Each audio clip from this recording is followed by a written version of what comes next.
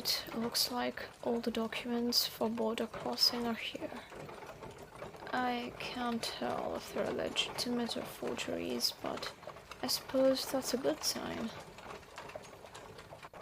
Well, considering this guy had fairy dust stowed away in here, I wouldn't be surprised if these were fakes. All forms of magic are illegal in this country, and that includes fairy dust. He was probably transporting it so he could legally sell it.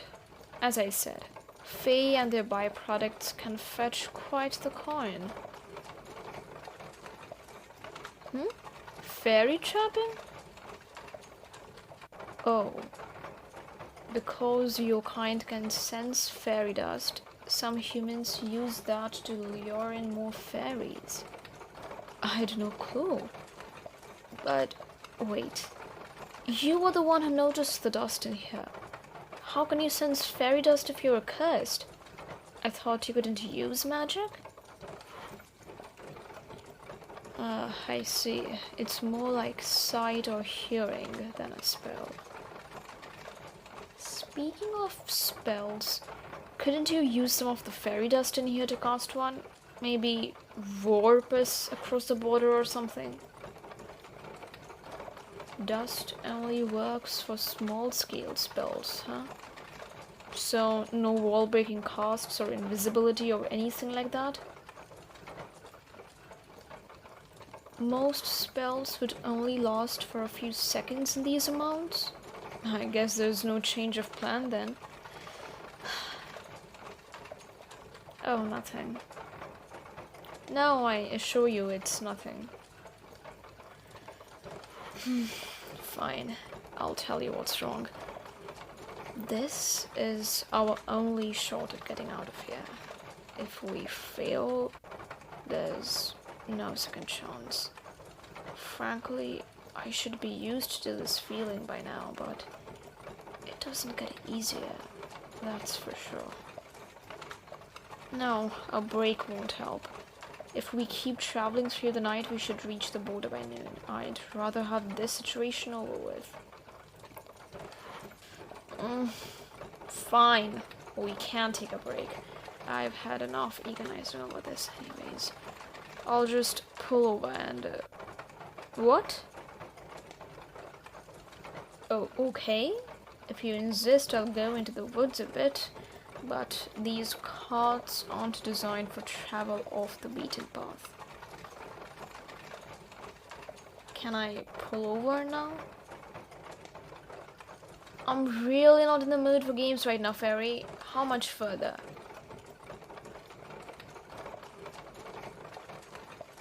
Here? Finally. I don't understand why we... It's a spring. Faerie, did you know this was here? How? More natural senses. Alright then. What? Get in? Why? To relax? I suppose that sounds nice. Very well then. Yeah, I can set you on the lily pad. Just give me one moment. There. Would you please turn around? Why? I can't exactly enter the water with my clothes on, you see? Thank you.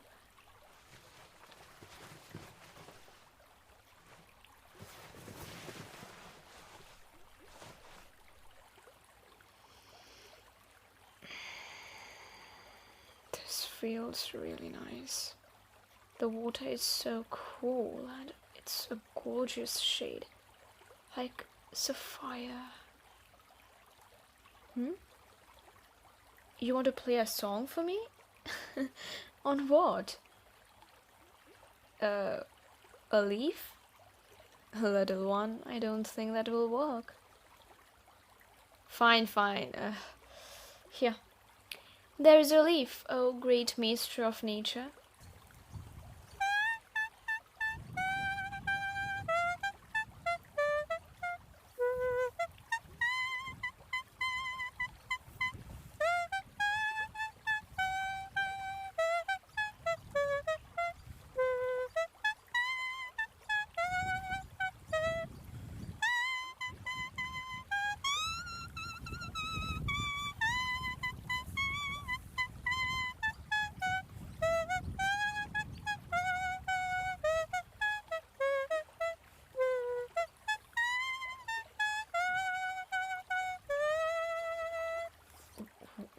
Wow, color me impressed.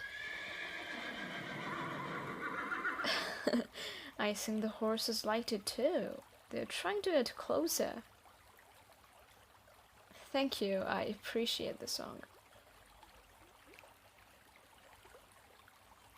What do you mean, what's actually wrong? I told you that already.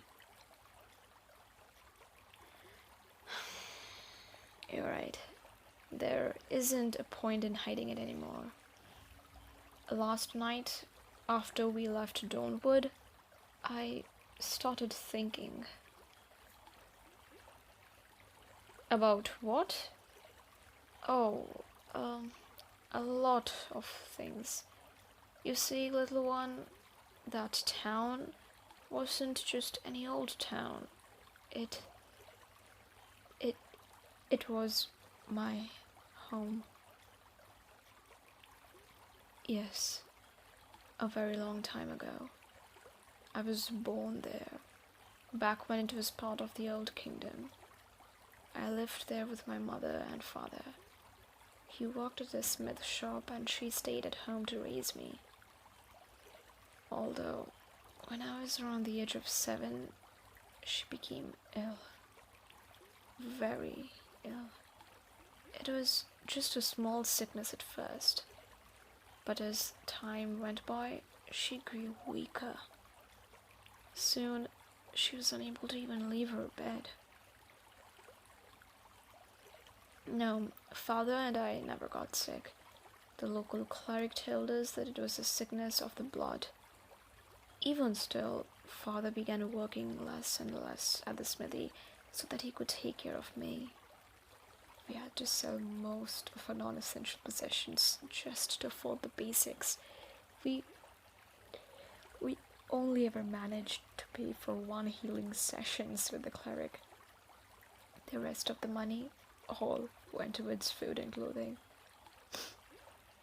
Then the war started. One night, my father kissed me on the forehead, told me that he loved me, and in the morning, when I'd woken up, he was gone. I never saw him again. Mother told me that he was drafted into the military, and so it was just me and her. I had to be the provider now, despite my age. It was my job to go around the city and beg for food. Everything started off relatively fine. I managed to bring home small sums of money often enough. The neighbors would assist in caring for mother and I, and the local baker offered us free bread each day. But slowly, people stopped caring. They stopped hearing my cries for help. Our neighbors stopped coming over to care for us. The baker's daily bread became a thing of the past. Soon enough, nobody offered even the smallest bit of help. It was then I realized that everybody else was only in it for themselves. They didn't care that a child with a sick mother was on the verge of starvation next door, as long as they were comfortable. So I began to steal. Only little things, a coin here, a fruit there, just barely enough to keep us both alive. And then one day, the city fell under siege. I tried to get mother to run, but she was too weak. As I was there, in tears, she handed me a ring. A steel ring. My father had given it to her on the night of their wedding. She said to me, "Keep this with you, and we are never truly apart. Your father and I love you very, very much." And she sent me away. I ran and ran, not even knowing where I was running to. By the time I turned to look back, all I saw were flames.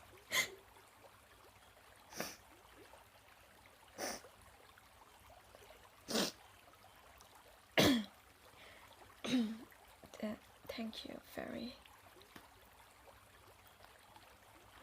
I returned to the town after the war. Only once, however.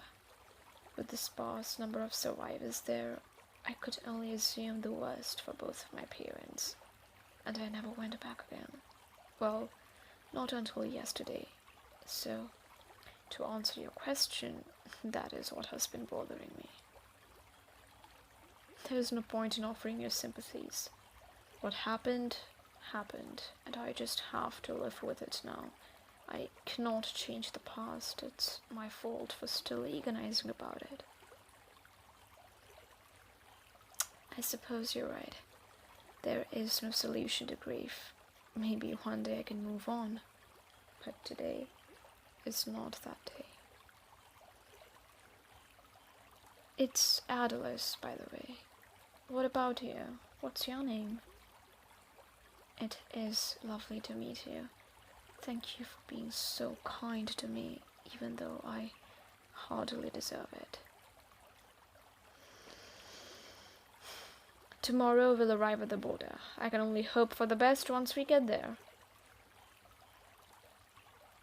The plan is for you to stay hidden so that I may do the talking. I have the documents for proper passage. All I have to do is keep my cloak up and pray they don't ask too many questions. As soon as we cross that gate, we're home free. Of course, it would be nice for this country not to immediately know there's a wanted fugitive within their borders. But I suppose I have escaped worse. Even if we need to make a run for it, we can as long as the gate is open. Legally speaking, the King's Guard can't cross through without approval. Doing so could start another war. At the very least, if I get caught, I will buy you some time to sneak through. Yes, I am serious. I promised that I would get you across that border, and I intend to keep it.